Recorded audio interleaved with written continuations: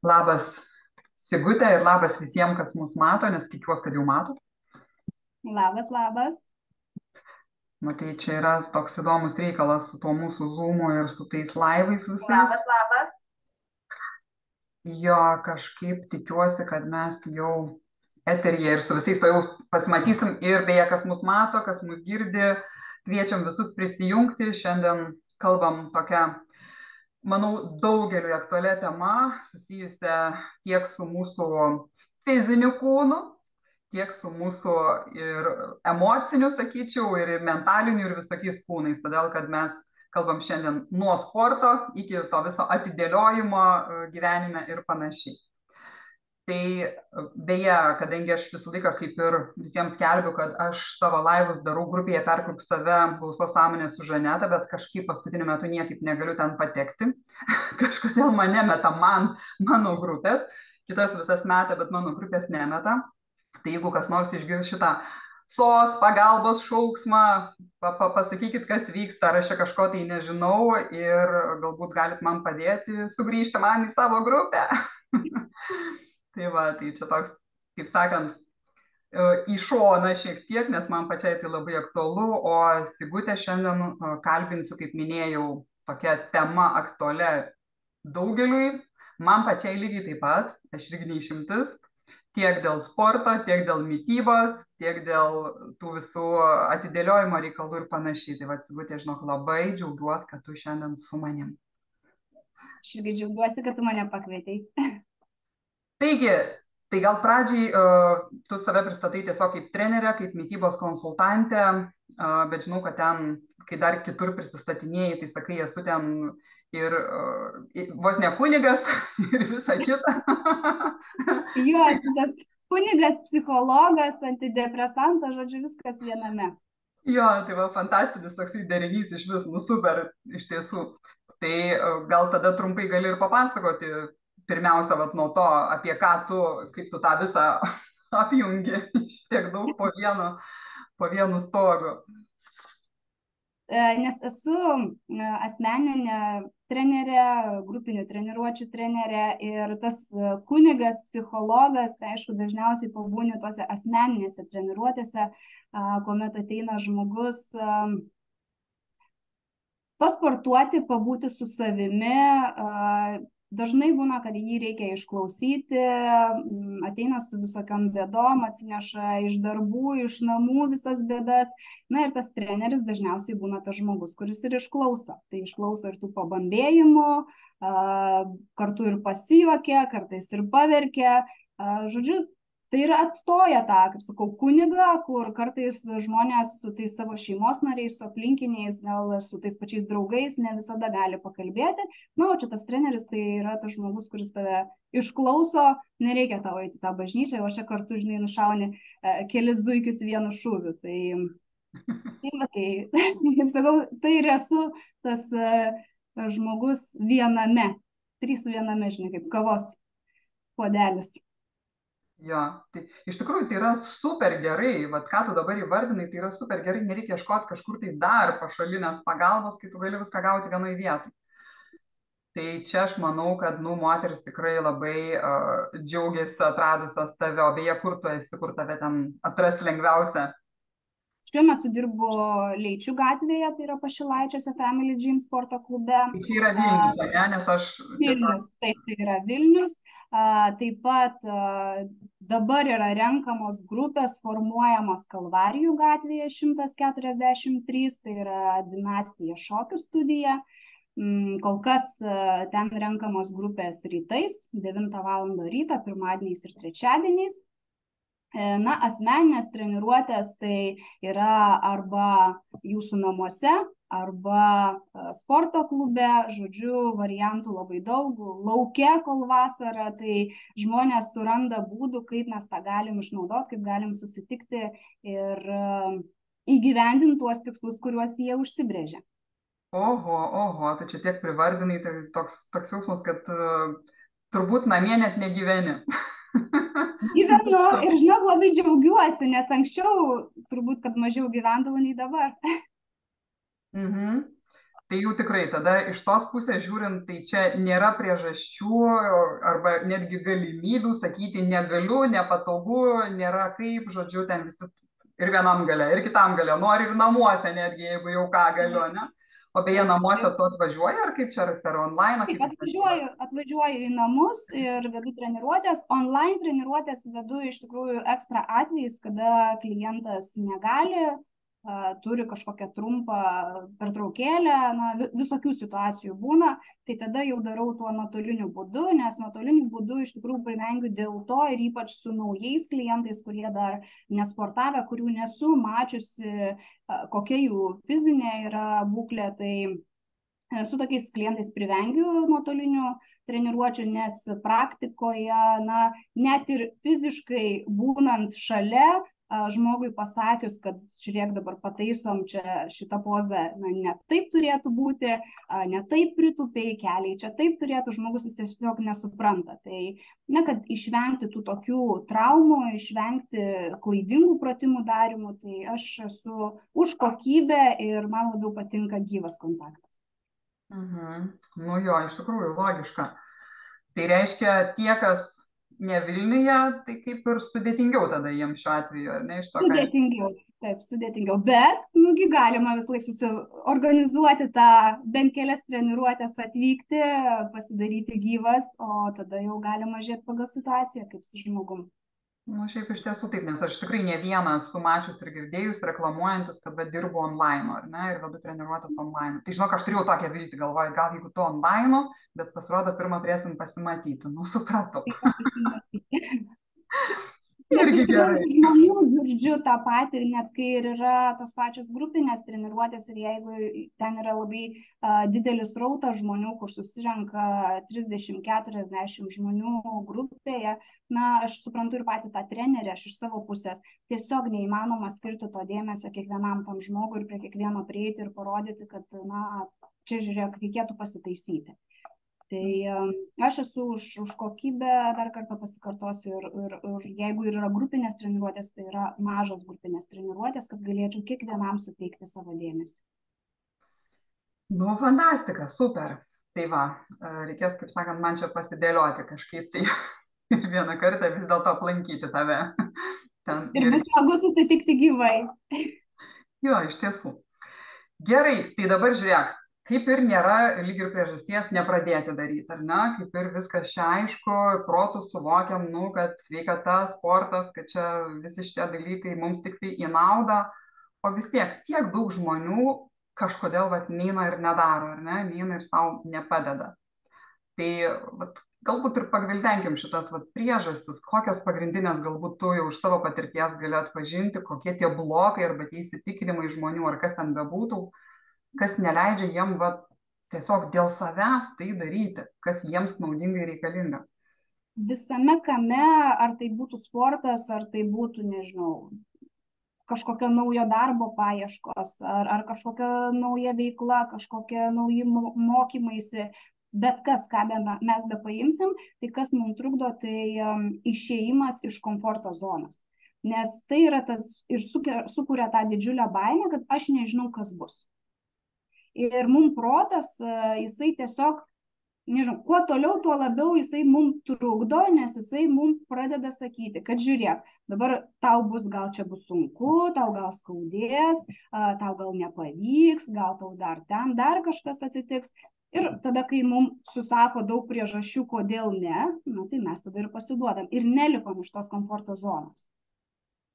Tai čia net kaip pavyzdys, aš iš savo pačios situacijos, kai dirbau visai net ne trenerė, daugybę metų dirbau valstybinėje įstaigoje ir bijojau išlipti iš komforto zonos, nors manęs tas netenkino. Ir visą laiką atsirasdavo labai daug ne, kodėl aš to neturėčiau daryti. Bet galiausiai kažkas tai persivešia, kai tu pradedi ieškoti savęs, kai tu pradedi neigti tuos ne, tada tu išlipi iš tos komforto zonos. Iš tikrųjų, pakankamai sudėtinga tą yra paaiškinti, bet jeigu mes pradėsim lipti, jeigu mes pradėsim, bent nueisim į vieną treniruotę ir žingsnis po žingsnio tą darysim, mes tiesiog po truputį panaikinsim tą savo senąją komforto zoną ir susikursim naują komforto zoną, kurioje irgi bus patogu. Ir susikursim tikrai, manau, daug geresnę tą komforto zoną, kuri šiuo atveju tai mums sveikata pagerės, mūsų emocinė, psichologinė būsena pagerės. Jo, tai va čia yra tas negebėjimas išeiti, neleidimas savo išeiti ar neprisigalvojant priežasčių, kad kaip tu sakai, ten man skaudės, bus sunku, gal ten laiko nerasiu pakankamai, gal ten pinigų, gal reikės per daug paprašys, gal dar kas nors, kiekvienam savo. Tai va, tai čia šiuo atveju, jeigu jau, sakykime, žmogus, aš taip vis tiek galvoju, ar ne, kad tai turi būti kažkokia tai tokia, nu jau iš tikrųjų sudėtinga gyvenime situacija, kad tu tai iš tikrųjų ryžtumeisi tai padaryti. Kažkas turi būti, tai ligos prispausti, kad jau žinai mitybą pakeisti, pavyzdžiui, ar ten kažkur labai skaudėti, turi pradėti ant kokią nugarą, kad pagaliau pagalvotum, kad liks pakilt nuo sofos, turi reik pasimankštinti ar ne. Tai va, o kaip padaryti, kaip padėti va tiem žmonėm, kuriems nu, nereikėtų susilaukti šitų jau drastiškų, sakykime, tokių ar ne situacijų, kad jau būtų priversti eiti tai daryti, kad jie savo norų jau suvokdami, kad tai yra naudinga, eitų ir padarytų. Tai vat galbūt galim būti čia. Aš tai manau, kad visų pirma, jie patys savo turėtų atsakyti, kuriame lygyje prioritetų yra jų sveikata. Nesgi nuo sveikatos priklausys, kiek mes galim sau leisti. Tas pats, kaip sako, nu tai aš dabar savo negaliu leisti, nes aš labai daug dirbu, man čia dabar trūksta pinigų ir panašiai. Na, dažniausiai, ką aš girdžiu tokius pasisakymus, kodėl jie savo negali leisti, asmeninės treniruotės, grupinės treniruotės ir panašiai. Bet tada pagalvokim, jeigu jūs neturėsite tos sveikatos, prieisit prie to liepto galo, tai ar tada jūs galėsite tiek daug dirbti? Ar jūs galėsite savo tiek daug uždirbti tų norimų pinigų? Manau, kad ne. Tai pradėkim tada dabar daryti tuos žingsnius, kad neprieitumėm to liepto galo ir tada tikrai uždirbsim ir daugiau ir galėsim dirbti daugiau, jeigu yra noras dirbti daugiau. Man asmeniškai nėra noro daugiau dirbti. Norisi mėgautis gyvenimu, norisi mėgautis tą mylimą veiklą. Tai va, tai kas yra, kai randi mylimą veiklą, tada jau tai tampa nedarbu, nes pažiūrėsiu tave dabar, žinai, galvoju, man dabar čia reikėtų šitiek dirbti, kaip tu sakai, bet pagalvoju iš tavo pusės, nu, tikriausiai tikrai, kad nemažiau, žinai, dirbu tą prasme, bet kažkodėl darbu to nelaikau. Nelaikau. Ir aš turiu puikų palyginimą, sakau, kai aš dirbau nuo 8 iki 5 ir kai aš dabar baigiu darbą 9 vakaro, aš anksčiau žvilgčiodavau į laikrodį, kada tos 5 ateis. Dabar aš 9 vakaro sakau, jau baigėsi laikas, kaip čia dabar taip? Tai tada supranti, kad tu mėgaujasi gyveni. Jo, vakar matai mes pradėjom kažkur tai apie 6:30, baigiam, tik tai Klaipėdą pasiekėm iš Kretingos apie 12 valandą. Ištirpsta laikas, ištirpsta. Ten, kur tau gera, ten laikas tirpsta. Mūsų tai flow būsenai. Jo, tai va. Gerai, ir vat man labai įdomu tie, kas mūsų klauso arba dar klausys, galbūt irgi galėtumėt parašyti mums, ar jūs savo dabar padedate sportuodami arba kažkaip mankštindamiesi šiuo metu ar ne. Ir kokios priežastys to nedaryti. Vat ką jūs savo sakote, dėl ko aš to nedarau, dėl ko jums, pavyzdžiui, to nereikia. Tai mums tuo pačiu padėtumėte irgi suprasti, kas va, per įsitikinimai galbūt žmonėse ar ne, ar kažkokie tai neiškumai ir galbūt tuo pačiu galėtume ir padėti suvokti kažką tai giliau visame tame. Žinoma, tikslas nėra tai, kad jau čia dabar visi turim iš eilės imti ir sportuoti, čia kiekvieno, kaip sakant, pasirinkimas ir vat labai kas patiko, Sigutė, kaip pasakai, prioritetai. Žinoma, kad tai yra be galo svarbu, jeigu prioritetas yra sveikata, tai, mankšta mityba, aišku, tai čia turi neišvengiamai būti irgi. Ir pats tas sportas, nereikia suprasti dabar, kad jums būtinai dabar reikia jau dabar čia ir dabar užsirašyti pas asmeninį trenerį, nežinau, nusipirkti abonementą, eiti į sporto klubą. Jūs galit namuose savo skirti padaryti, pradėkit nuo 5 bent minučių kiekvieną dieną.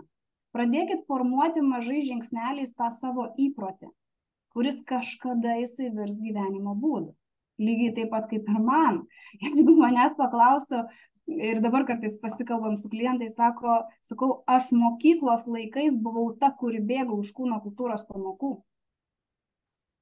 Bet buvo priežastis, kodėl aš tą dariau. O paskui tu atrandi, pradedi mažai žingsneliais, kai aš atradau, kad man tas fizinis aktyvumas tai yra tas, kaip sakau, smegenų pravalymas, kai tai yra atsipalaidavimas, kai man reikėdavo pabėgti nuo tos kvadratinės galvos grįžus iš darbo, man po truputį tai virto tas toks malonumo suteikimas. Ir kuo daugiau aš to dariau, tuo daugiau tas mano kūnas reikalavo, kad aš tą daryčiau. Įprotis jo tiesiog susiformuoja. Ir įprotį formuojam, ką tu ir sakai, ar ne, mažai žingsneliais, ne tai, kad va čia dabar, nuo čia ir dabar jau drastiškai viską keičiu ir va, jau pradėsiu pumpuoti raumenis, ten dar kažką tai daryti. Ne?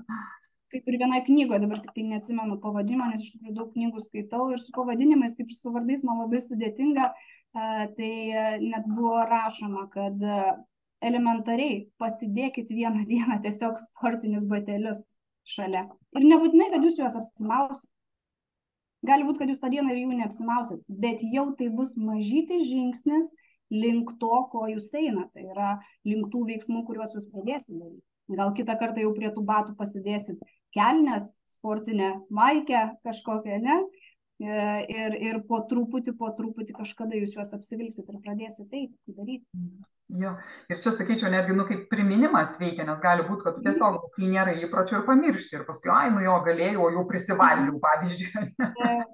Tai va, tai iš tos pusės iš tikrųjų naudinga, aš šitą patį beje irgi patarimą buvau gavus kažkada su joga, kada buvau stipriai susijusi, tai mums irgi va šitą sakė, o jūs sako, pasidėkit kilimėlį iš vakaro šalia jogas ir natūraliai jūs pritrauks kažkaip, tai va, tai čia kaip sportiniai bateliai. Pritrauks tiesiog visą tai.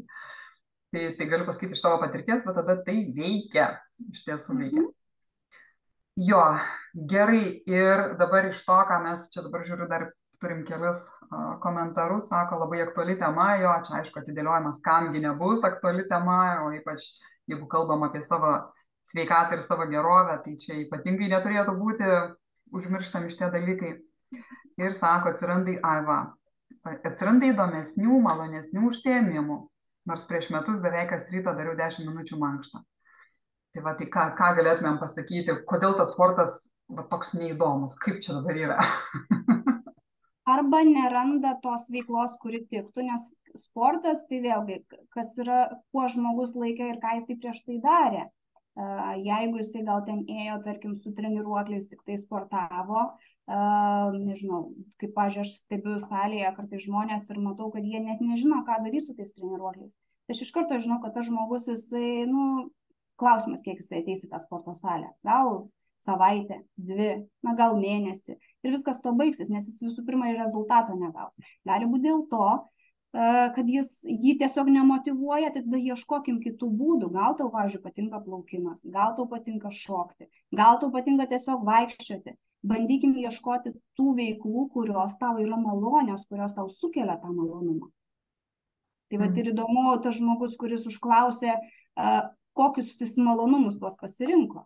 Tikiuosi, nes spurgų valgymas yra malonumas. Vėlgi ne. Kartkartėm labai smagu. Kartkartėm smagu, pripažįstu, aš irgi pasimėgauju. Tai va, bet aš matau, kad tu ten ne tik tai spurgo mėgaujasi, bent jau tavo ten tuos visus mini video visokius, kur tu savo profilį tikriausiai, ar kur aš ten užmatau vis pasidalini, tai ten tokie labai smagus, kartais atrodo ir aš norėčiau, ir net ir saldžių visokių tokių dalykų pasiūlai ir ką. Tai gal gali irgi pasidalinti apie tą kitą dar savo pusę, kur ten su mityba susijusi. Iš tikrųjų, tai visi galvoja, nes aš esu ir Herbalife Nutrition nepriklausoma partnerė, tai visi galvoja, kai pamato, kad tu čia valgai tik tai tuos produktus. Tai tikrai ne. Esu žmogiška ir valgau viską.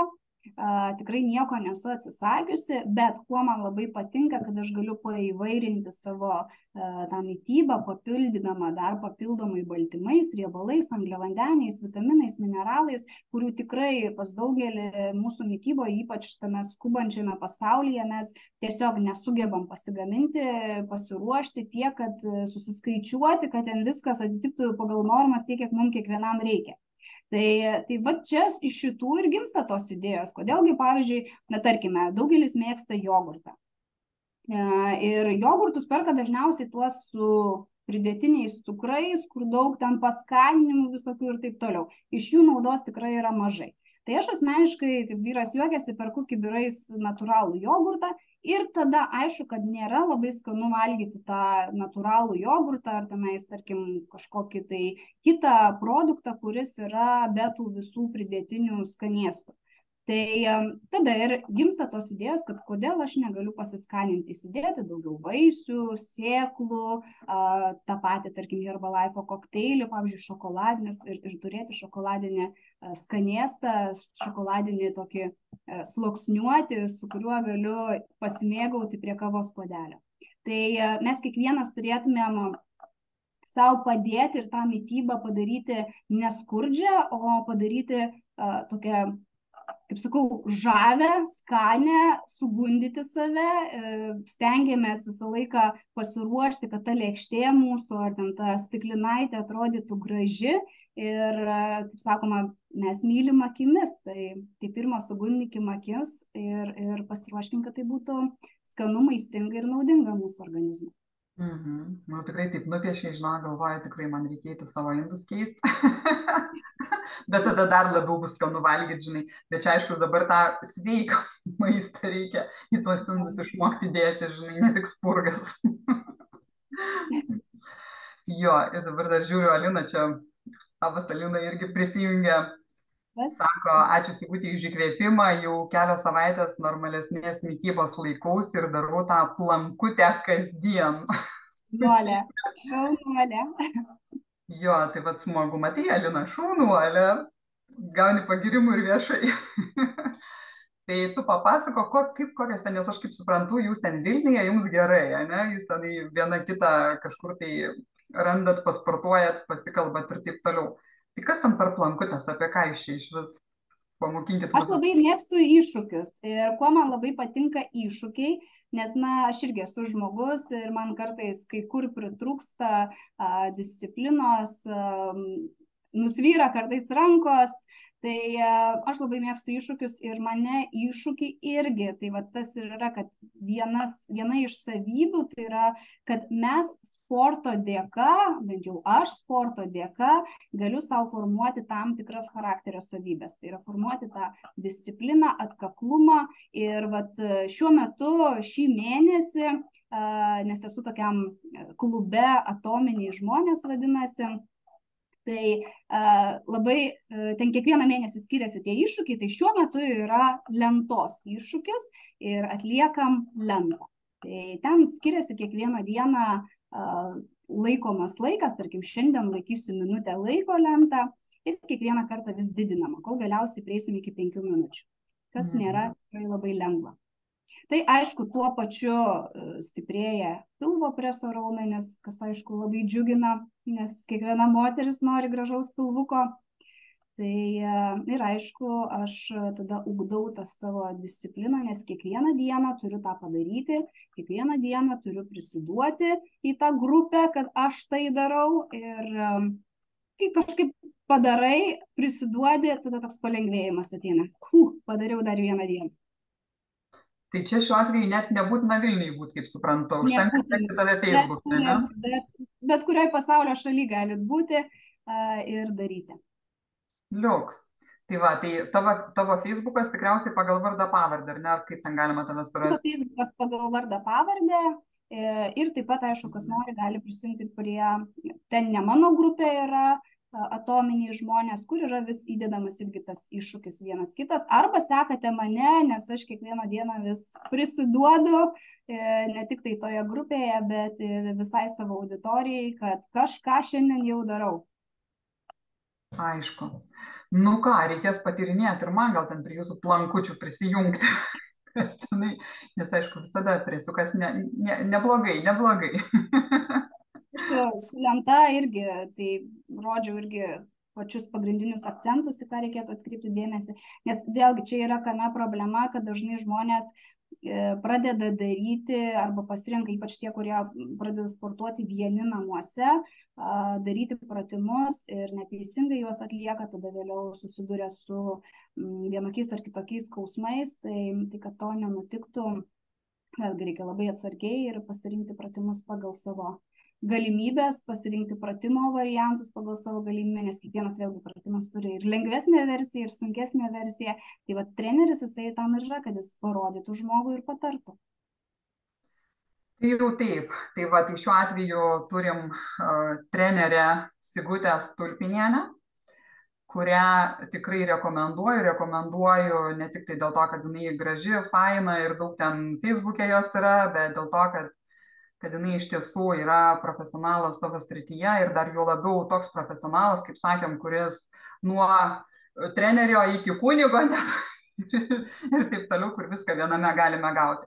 Tai va, tai iš tiesų rekomenduoju, plus žinodama iš tiesų ją dar šiek tiek ir giliau iš vidaus, kadangi Sigutė yra mūsų klubo, moterų verslių moterų klubo Perlas, taip pat aktyvi narė ir labai džiugu, kad turėjau galimybę ten su tavim susipažinti ir sužinoti dar daugiau apie tave ir tai, kuo tu daliniesi. Todėl, kaip ir sakau, drąsiai rekomenduoju visiems ir kviečiu prisijungti, nustoti atidėlioti, pradėti nuo mažų žingsnelių, kaip mes šiandien kalbėjom, išsikelkite savo prioritetus, o sveikata, tai aišku, kad tarp prioritetų turi būti. Tai linkiu kiekvienam tai padaryti, o Sigutė dar kartelį primink, kur tave galima rasti. Mane galima rasti ir Facebook'e, ir Instagram'e pagal vardą pavardę. Galite rasti susiskambinę, susisiekę asmeniškai ir tada susitikti klube Leičių gatvėje, Kalvarijų gatvėje, asmeniškai jūsų namuose. Žodžiu, aš esu visais kanalais pasiekiama, bet lengviausias, turbūt greičiausias būdas per Facebooką susirasti pagal vardą pavardę ir sukontaktuoti. Tai va, tai tikrai linkim to ir padaryti ir net neatidėliojant jau čia ir dabar. O aš tada jau šiam kartui sakau dėkoju tiem, kas girdėjo ir kas dar girdės mus, žiūrės, klausys. Ačiū labai, Sigutė, kad apsilankėjai ir manau, kad mes dar ne kartą susitiksim ne tik tai Perlo klube, bet ir dar kažkokiuose tai laivuose ir ką gali žinoti, ir iššūkiuose. Tai ačiū tau dar kartelį. Ačiū tau, kad pakvietei. Ir iki kitų kartų. Ate visiems.